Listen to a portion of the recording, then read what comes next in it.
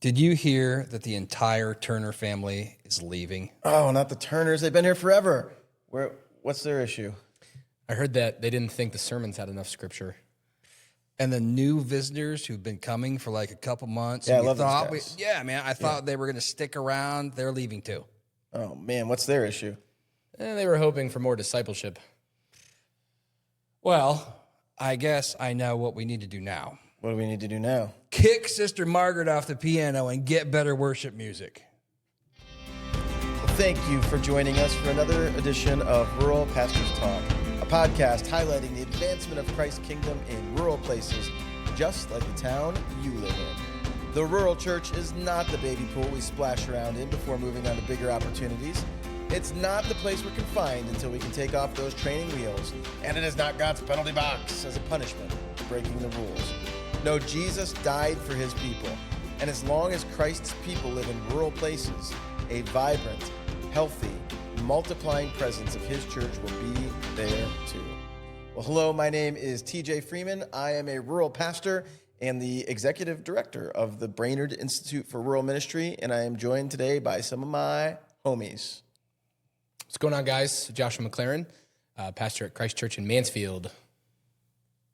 Hey, my name is Joe, and I am a rural pastor in Wellsboro as well. All right, well, we are delighted to join you on this episode where we are talking about much more than music.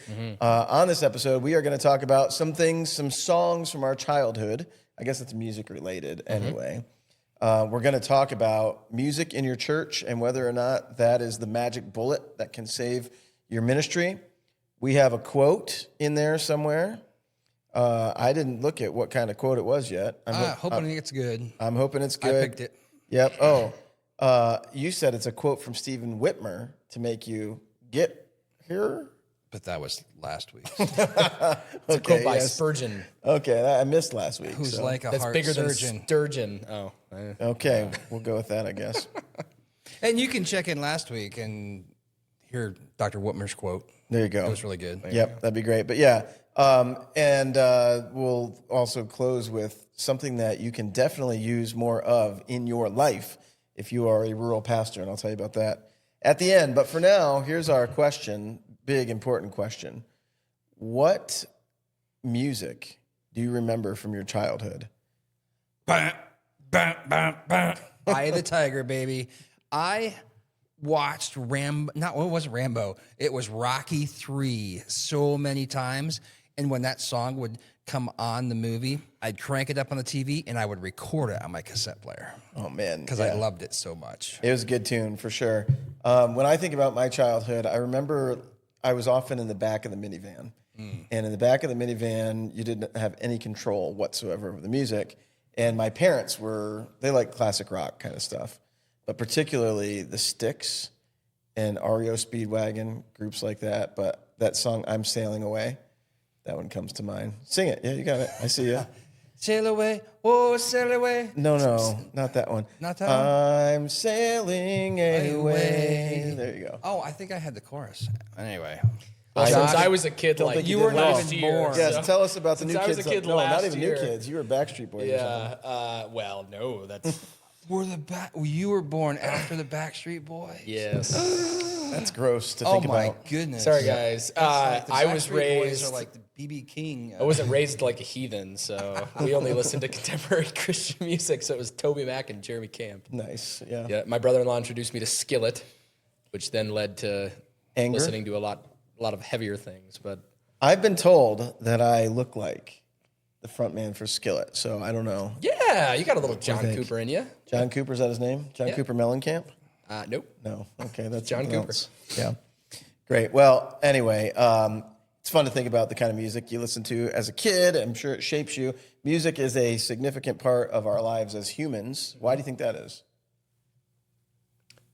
God is a singing God, Ooh. and the God who creates us. Bring it, John. I'm just, he says he's going to sing over his people in redemption, which is pretty cool. And if we're made in his image, then we inevitably will be creatures who enjoy singing and music as well. Yeah, that's great. You have any thoughts on that?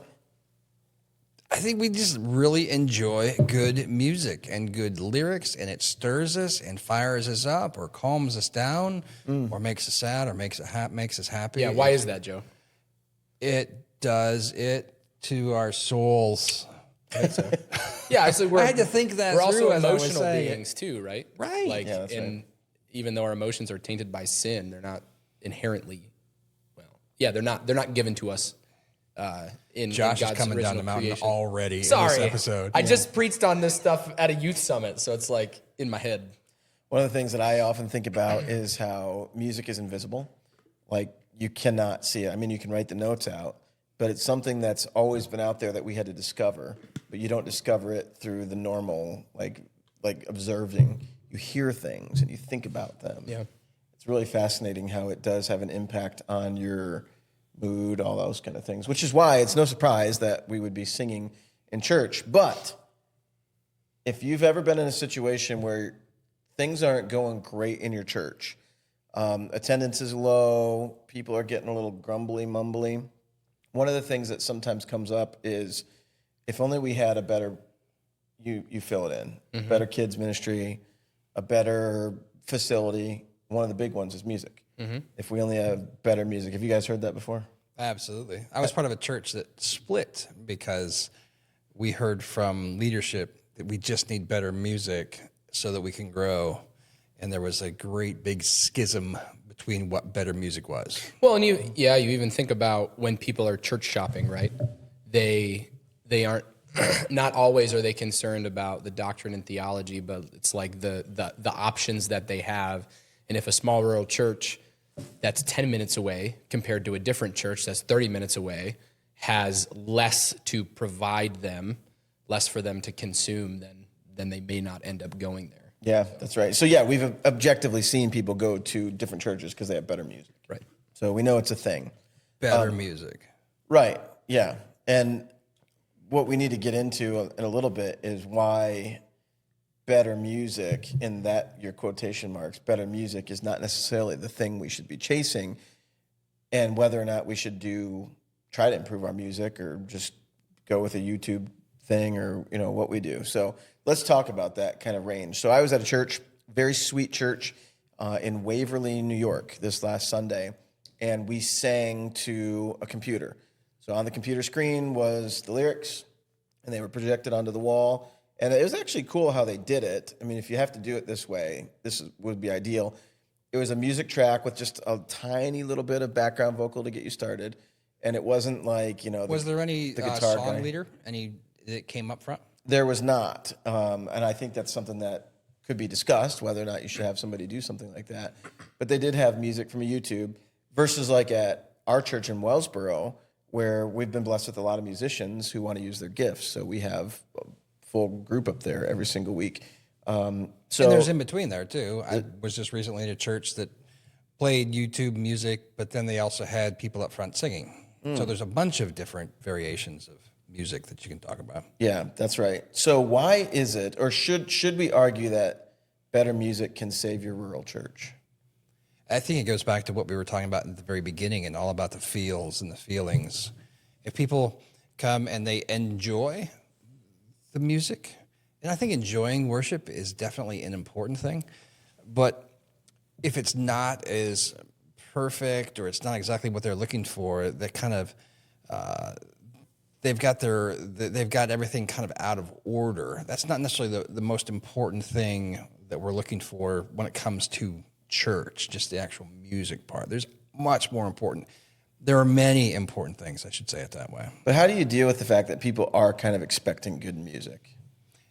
You should do the best with what the Lord's provided you. Maybe even reframing what's the purpose of music in church. Yeah, there you go. Yeah. Why do we That's sing? a much better answer. Is it to have people perform in front of us and encourage us, or is the point of musicians on stage to lead what is the main instrument, which is the congregation's voice? How do you know that, Josh? How do I know that? Biblical theology. Okay. I don't know. What do any verses come to mind when you think about singing? Ephesians chapter 5, I think it is. Right, we're not to be drunk with wine, but we're to be filled with the Spirit, and the natural overflow of being filled with the Spirit is to encourage one another in psalms, hymns, and spiritual songs. Notice it's not like being filled with the Spirit so that the team up front can handle leading super loud worship music. The point of the music in the gathered congregation is to encourage one another. Yeah, so we have this gap, right? So we have the fact that we know theologically singing is for the encouragement one of another, but we know that people coming in have an expectation. Right. Yep. So how do you, and this is true in lots of areas in our rural churches, how do you get from expectation over here and practice over here? I was actually just thinking, I was going in the same direction, but oftentimes it's almost easier. As difficult as what it is, it's almost easier to think about changing their music than changing other things that might actually need to be changed. Does that make sense, what I'm talking about? Tell us more. Well, like what we were talking about of, even in the cold open, a biblical expository sermon, or increasing the level of discipleship in your church, or the number of saints who are equipped. I would say that all three of those things are at least as important, if not more important, than the quality of worship music that goes there. Yeah. And those are the things that really engage people beyond Sunday mornings. And those are more than just about feelings. And those things are actually more difficult to change than just that momentary worship service music that you're going to have for 15 to 20 minutes. Yeah. So there's a balance between doing the best you can with what you've got. I don't think any of us are saying that poor worship experience is an okay thing. Okay. Yeah. So how do we deal with that then? Like a poor worship experience? Yeah. So let's say somebody listening right now, your church is struggling in that area. Maybe you even as a pastor or your kids or your wife is like, oof, the music's just rough. I think you can tackle that for a couple different ways. I don't think you should pretend that it's okay when maybe it's not. I don't think that you should pretend that it's a strength when it might actually be a weakness. Okay. And you might say something from the front. And actually with the people, if there's people that are working in the music ministry, hey, we are continuing to work on this to get better for good theological reasons. Lay out that theological framework like what Josh was talking about, the reason behind what we're doing, and then make that, it's not a secret, right? So don't pretend that it's wonderful maybe when it's not. Yeah. So in that case where you were talking about a church that played YouTube videos for their music, I think whether it's from the front every once in a while, you could say, hey, this is where we're at right now, guys. And so we're going to use this and we're going to sing with gusto and worshipfulness the way that we're able to right now. And then let's pray for musicians to come. Yeah. Yeah, that's right. I think often we can connect the dots for people by teaching from the pulpit what it is we're doing. And that's another thing. So if you're in the habit of feeling like I shouldn't say much during the service, or, if you are listener are in the position of being the service leader, or recognizing that there isn't a service leader and maybe we could do something there, just realize it's your responsibility to walk the congregation like a tour guide through the things you're doing. So when it comes to the singing, let the word of God speak. And so you just kind of say, hey, here's what the Bible teaches us about singing. So we're meant to sing for the encouragement of each other. I wish we had musicians. The Lord hasn't provided us musicians. This YouTube backing track is better than nothing, guys, so let's just belt it out. And I would agree, I think it is healthy to have somebody stay up in the front and lead. I would think so. And that's an uncomfortable thing. Like, if you're not used to doing that, standing up front, especially if you have a lousy voice, right, it's a very uncomfortable thing. But let the YouTube get them started, and you're standing there at least to like. Both of you guys are vocalists, and both of you can sing. I cannot. I'm not necessarily a vocalist, but there have been times when somebody has had to go up front, and I've had to sing, and so I don't sing more difficult songs there. Right? You sing songs, and that's a good general rule of thumb anyway, because a lot of people in your congregations aren't the best singers or aren't super gifted that way either. Yeah. So you sing more simple songs that people are able to sing well. Yeah, that's huge. That's a really good point you've made, is not just randomly choosing stuff from the hymnal, or not just choosing stuff that, everyone will probably like this. Pick simple songs that actually match what you're trying to teach. Right. And that's another big way to redeem music, is theming the hymns you're singing around the text that you're preaching from, or that will be preached from on that day. That's another really important way to do it. One of the biggest things that I think we need to think about is your goal is not to attract people or to grow the church. So if you're starting with that premise, better kids, men, better music, better whatever is going to grow the church, you're actually off target from where you need to be anyway. What would you guys say the actual goal is for us as leaders in the church? Faithfulness is the goal and the target. Remaining faithful in your theology of music. Stick with it. Am I faithful in doing this? Am I faithfully expositing the word when I'm preaching? And are we faithfully raising up our kids and encouraging our parents to raise them up in the fear and the admonition of the Lord? It's not how many people that you can pack in there, because you can.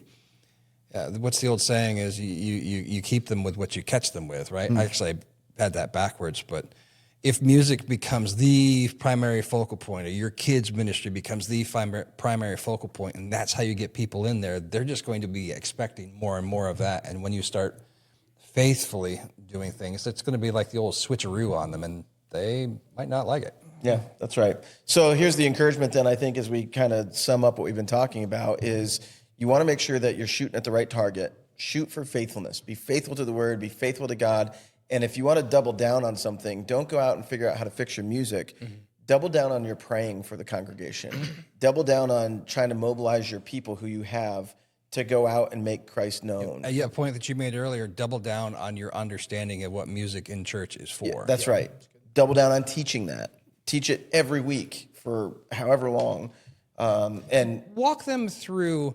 You could have substandard music, but you can have an excellent service leader up there. Tell people a little bit more about that and how you might be able to elevate the entire service and the entire liturgy and through a service leader. Yeah, and we can maybe do a whole episode on service leading sometime, but just kind of briefly, thinking of the service leader as the tour guide. So you're helping the congregation see what's important. So like the tour guide in the zoo would be like, okay, guys, we're about to round this next corner, and the monkeys are the next exhibit, but they're sleeping right now because they just had their lunch. So look way back behind that tree, and you're going to see a whole troop of monkeys. You like how I even knew the right term? Yeah. Troop of monkeys. And they're going to be sleeping back there, and I'll pause just so we can look at them for a little bit. And if you come back next time, they might be up and running around. You're helping the people get the most out of their tour, where if there's nobody saying that, everyone's just looking around like, well, it says there's monkeys, but I don't see any monkeys. Where are the monkeys? And, excuse me, that kind of self-guided tour is not nearly as enjoyable as having a tour guide who can point out the things for you. So that's what you can do. And with music in particular, one of the things that you can do is take the lyrics of the song that you're singing and just read them. And go, not like flat, How long should it take? Let me save a couple pastors out there from a heart attack that they're having, whose worship leaders talk way too long between songs. Right. Guilty. Yeah. Yeah. I mean, you don't want to take forever, but you're going to, and here's the deal. You might need to go from today, we're going to sing 2 songs instead of 4, because you know that you want to spend some time drilling down on this. But just be like, guys, verse 1 says these things. Here's a word that you might not know what it means. This is what it means. Verse 2 elevates it because it goes to this. And, oh, man, I just love how in verse 3 it gets to the fullness of the gospel. And you start to see the beauty of those lyrics. And then when the people sing it, they're anticipating that. They know what they mean. And then you could even be like, don't raise your hands, but who here has had a really hard week?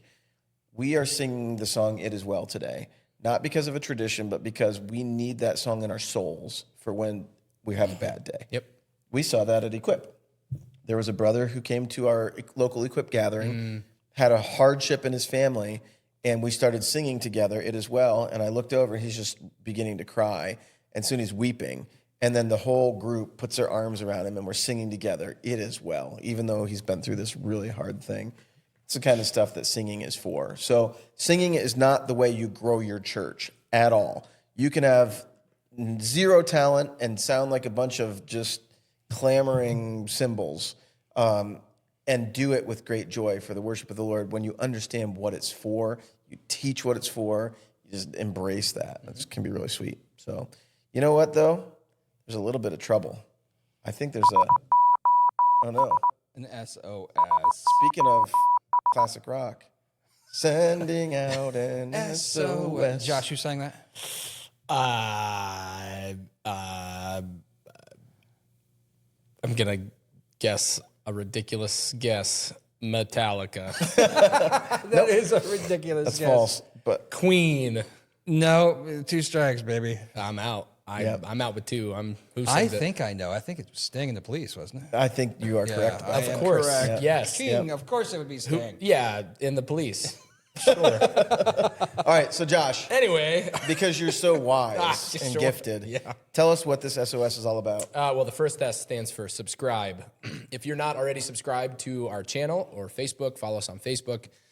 Subscribe so that you can stay up to date with all the new content we here at Rural Pastors Talk are releasing. The O stands for offer a review, whether or not you're leaving a comment on this YouTube video or you're on Apple Podcasts or your favorite app and you are leaving a comment for us. We prefer 5-star reviews. It really helps the algorithms know that you're actually enjoying the content. But when we release a bomb of an episode, it stinks. Email us. There you go. Just email us. Do let us know. ruralpastorstalk@gmail.com. Appreciate that. And then finally, share. If you found this content to be helpful, share it with your friends, your fellow coworkers, your brothers in arms in the ministry. We'd appreciate it. Yes, sir. And since we've issued our standard SOS, you know what that means. It is now time for Stuff Rural Pastors Can Use. Reviews. That's right. And today we are reviewing something everybody loves, unless you have a Christian aversion to this thing, which is dumb. well, for some of our dear sweet friends, I want to punch you in the belly right now for saying that. In fact, one of our elders opposes this very And item. his wife drinks 2 cups in the morning. Yeah, and you've just given it away. It's okay. All tension was released. We, of course, are talking about coffee. Coffee drinkers? More than 1 cup a day? I'm on 3 today. Do you normally drink 3? My wife would prefer me to drink 2. Okay. Recently, with our son, I've been drinking 3 to 4. Your son, he's too little to drink 3 to 4 cups. No, but my son is waking up. You can all generally hours of the tell. You can generally tell when Josh has just had a cup of coffee.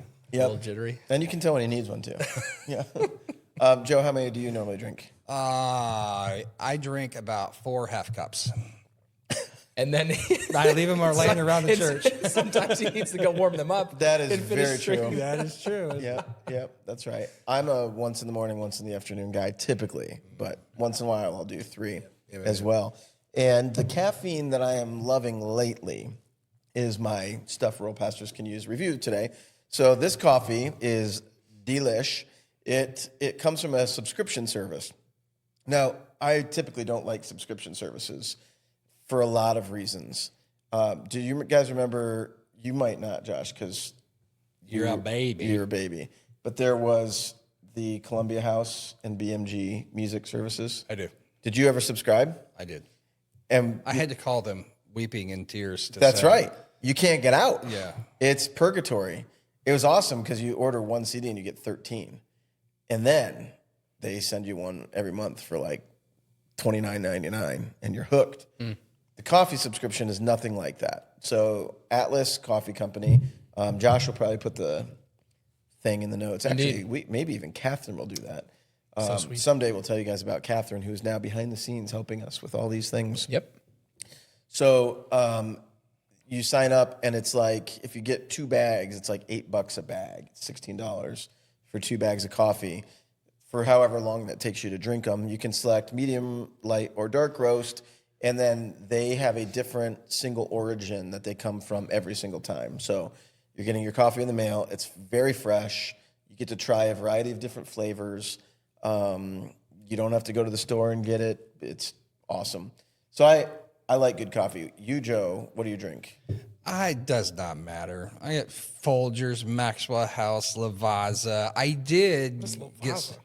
I don't know. It's Trash. like some. It's fuel, baby. I don't know when the last time was I cleaned out my coffee urn. It's like all brown and black, but it makes good coffee, baby. The film. So TJ, we recently upgraded our espresso machine. Yeah.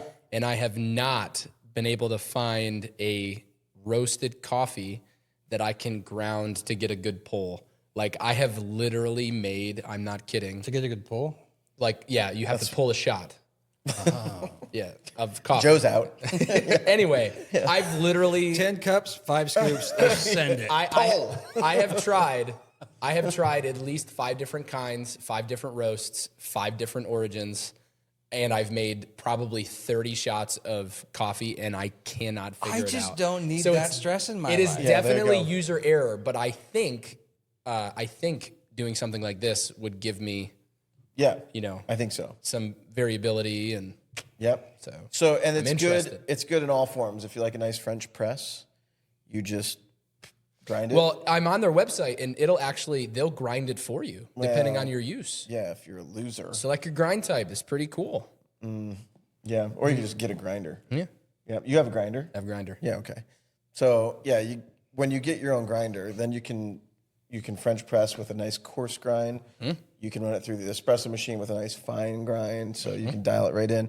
It's even good as a drip coffee. But if you do get the whole bean, you can select your brew method, and I bet you they'll roast it for you. That's pretty dope.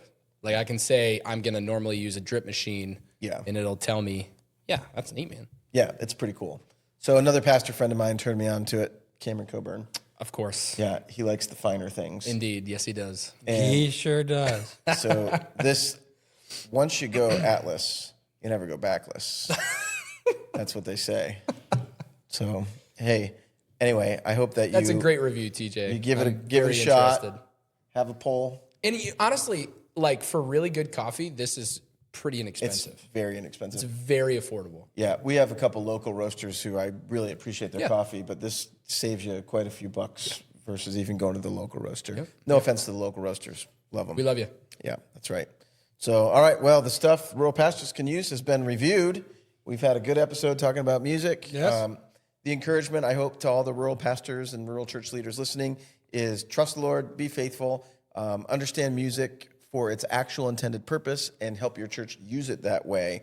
Do not buy into the lie that it can help your church grow. That is not the point whatsoever. I do have a quote from the Spurge. Spurge it. So this is not an argument for you to drop out all of your instruments. This is an Your what? Instruments. Oh, okay.